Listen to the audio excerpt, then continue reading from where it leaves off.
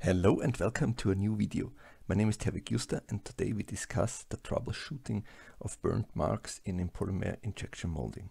Okay, let us get started. First, I give you a short introduction to troubleshooting itself. So in plastics processing, problems can occur in one or in several of the following areas. It can be at the raw material, plus the additives involved in the formulation of the raw material to make the final compound, then the processing equipment in operation, so this can be, for example, injection molding machine and the mold itself, and then also the process control and the settings.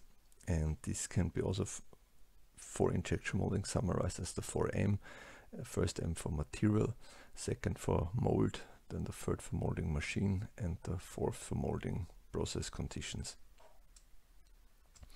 So in general, troubleshooting is to identify and recognize the problem and also put it in a classification of which type, level and status.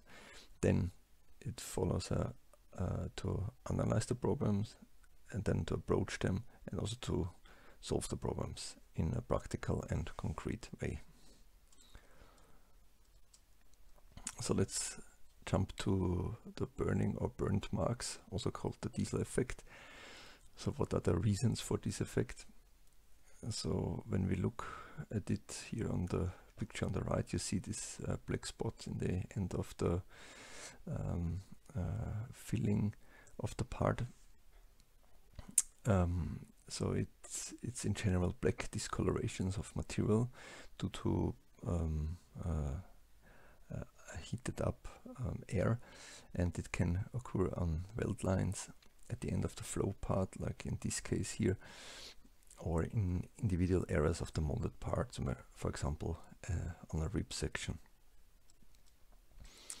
So what are the reasons for this effect? So the injected polymer pushes the air ahead of itself in the cavity and starts compressing it, and in the case of burnt marks, the air cannot escape, for example through parting lines, ejectors or special venting inserts, and the temperature of the air increases so much that it causes these burnt spots on the polymer on the final part itself. And it's also called diesel effect because here we have the same, where we heat up the air and then compress it and burn it. Okay, what we can do here now is, so first we have to check the material, check if in case it is wet or has some moisture content, we have to dry it and prepare it in a proper way, because all this can also cause already burn marks. So we have now our molding operation in place, and a final part shows some burn marks. So what is the first thing we can do? We can lower the barrel temperature, so it's always I recommend in the rate of 10 degrees C, and then if we have no change and still have burn marks, we can decrease the injection molding speed. So this might be already sufficient to lower the speed only at the end of the filling phase. So you can inject in normal, but at the end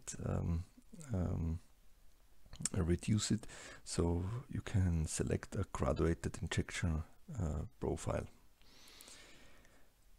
And also it's good to analyze the filling situations, especially when several melt flow meet each other. So here it can help to optimize the flow pattern by checking where the gate positions are, or you can also set some flow promoters in a way that the air can escape through the parting surfaces of the mold.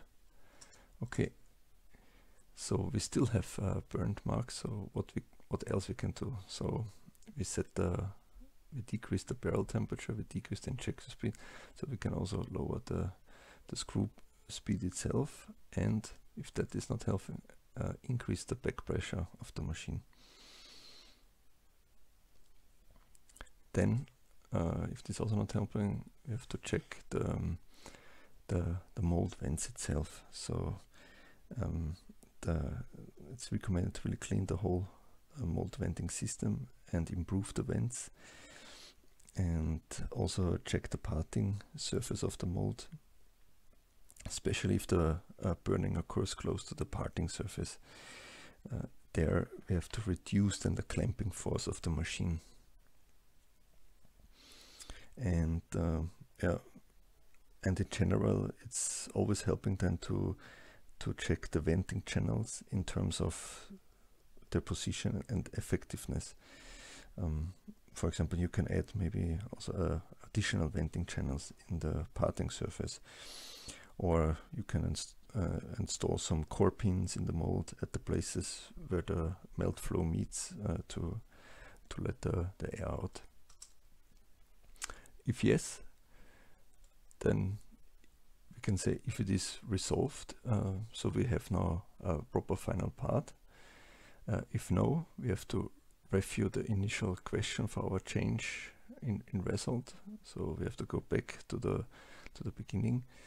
And if yes, we can still ask, is it the desired effect? Is it just temporary resolved, or is it really resolved for the whole serial production? And if this is the case, if the desired effect is okay for us, we can close the troubleshooting. And if not, we have to review again the initial question for the change in result.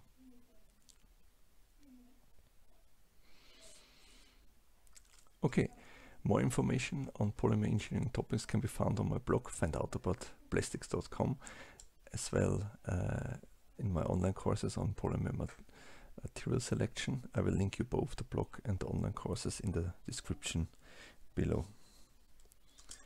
Okay, which video to watch next? This video here shows you how to identify critical shearing rates by using injection molding simulation. Thank you for watching, and do not forget to subscribe and smash that like button. Till next time, and bye.